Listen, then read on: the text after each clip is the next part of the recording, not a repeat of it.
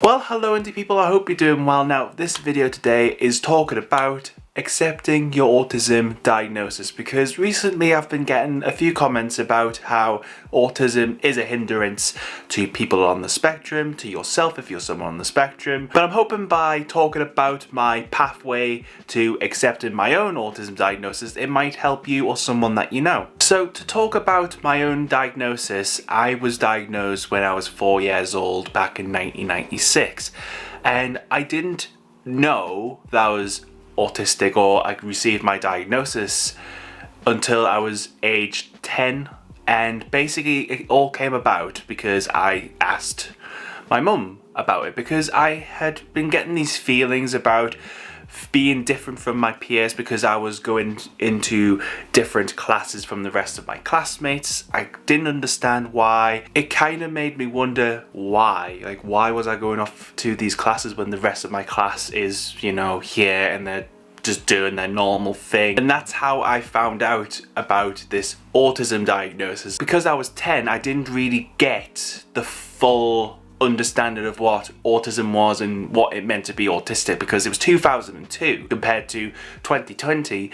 There's, you know, been massive changes and growth in people's understanding and knowledge. So really, for me, I just got told about this diagnosis, and pretty much that was it, as far as I know from my own experiences anyway. And I think if I was growing up now and I learned about my autism at the same age of 10, I think there would be a lot more talk about autism in a positive way. So I feel like from that experience, if you're talking to a young person talking about their autism, or, you know, talking to them about their autism, I think it is important to try and talk about the positives of autism, because I do fully understand and I get that, you know, it is hard. Because when I got into secondary school, that is when I started to notice the divide really between me and everyone else, really. Knowing that I was autistic, I felt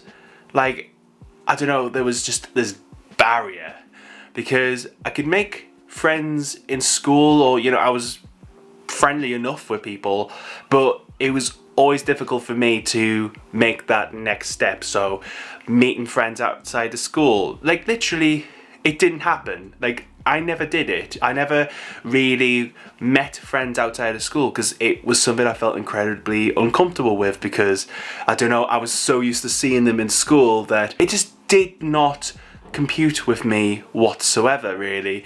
And I think that's one of the reasons why I felt kind of different from my peers, because I just had this mental block. And also, as secondary school, you know, went on and on and on, people were talking about, you know, the things that teenagers talk about, you know, girls, well, teenage boys anyway, girls, sex in particular. It was kind of a no-go, really, to be honest, because people were talking about it as if it was like the most magical thing in the universe. For me, I just was not interested. I genuinely did not, you know, get the deal with sex. In that aspect of things, I was behind in comparison to my peers. But before people say you shouldn't compare yourself to other people, I do know this. Honestly, just comparing yourself to someone else or a group of people, or trying to be like other people, is just a really draining experience. And for me, it took me a very, very long time to understand that, but also to be able to understand and accept me for who I am and my diagnosis for what it is. Because after school, I got into college and did a load of courses, made friends, and, you know, I did my best. I really tried my best to fit in with people as much as I was able to fit in with people. And, you know, I made a lot of great friends. Some of them I still talk to today. And, you know, I feel like it was a really great time, you know, but at the same time, I wasn't acknowledging the fact that I was autistic. I was ashamed of my autism because of past experiences. You know, I didn't even want to acknowledge it because, you know, at that time, it was seen as a bad thing. It was seen as something negative. It was seen as something, you know, that, you know, makes someone less than. But that feeling of being less than other people, that was years ago. I don't feel like that now. And just to say, you should never feel less than anyone else. Just because you're autistic doesn't mean you are inferior to any of the other people out there. And if people want to make fun of that, you know, that's just showing their true face, their true character, who they are as people, really. And if they aren't willing to educate themselves or take the time to actually listen to you or anyone else in the community, then they are not worth your time. But anyway, after I finished college in 2014, I was ready to go into the world of employment, and my God, I was not ready for employment. In fact, I don't think anyone really is when they have, you know, finished college or finished sixth form or finished uni, or, you know, they're looking for employment. I don't think anyone is truly ready, but I was definitely not ready for, you know, the whole interview thing and, you know, looking for work and, you know, having that mentality just to keep on going and keep on pushing, you know, no matter how many times the door was slammed in my face, and from, you know, just not saying the right thing in interviews or, you know, whatever else. It was a constant struggle for probably 2 years, you know, me trying to find somewhere that accepted me for me. So after months of like looking for work and that struggle, I did start to accept my autism for its limitations, but also its strengths that it gives me. And it's not an overnight process, not at all. It took months of, you know, just constant, just battling. But because of that battling, it not only helped me recognize my limitations where I'm not so good at stuff, it allowed me to actually sit down and actually be real with myself, showcasing to people in interviews what my actual strengths are, you know, and applying them to real life job based scenarios and things. But really, in terms of tips on how to accept your autism diagnosis, I guess the first one is accepting the fact that you have limitations but also strengths. Now, I know it's very easy to dwell on everything that you're not good at. Trust me, I've been there, done that, worn the t-shirt multiple times, I must say.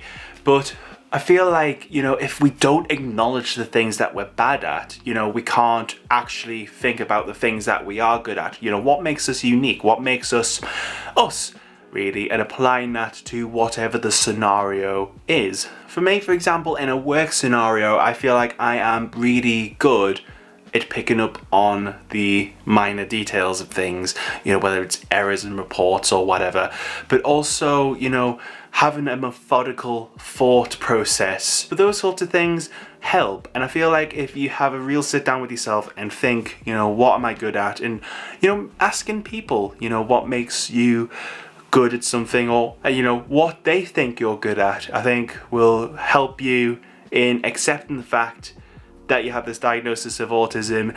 Even though you may hate it now, you might actually start to appreciate it, and who knows. The next step to accepting your autism diagnosis is finding other people who are like you. Now, in 2016, I started this YouTube channel, and at that time, I started to accept the fact that because of my autism, I had limitations, but there are aspects of my autism which do help me in comparison to others.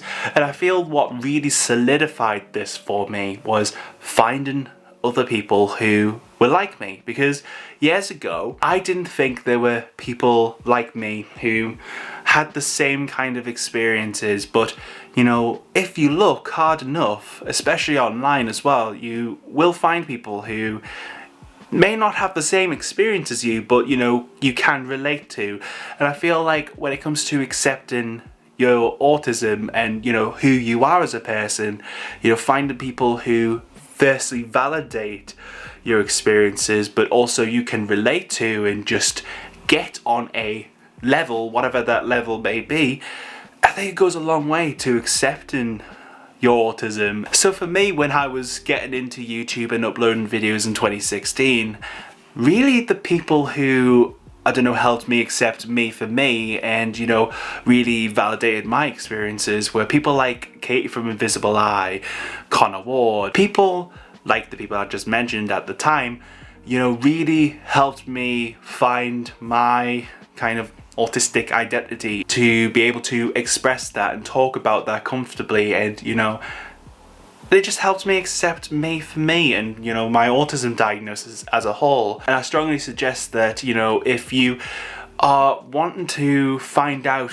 you know, if there are people like you know, it's important to find those people. You know, I mean, people may come to these videos and feel like, I don't know, they have that same feeling that I once got by watching Katie and Connor's videos, you know, in 2016. And if that does help, then that's great, you know.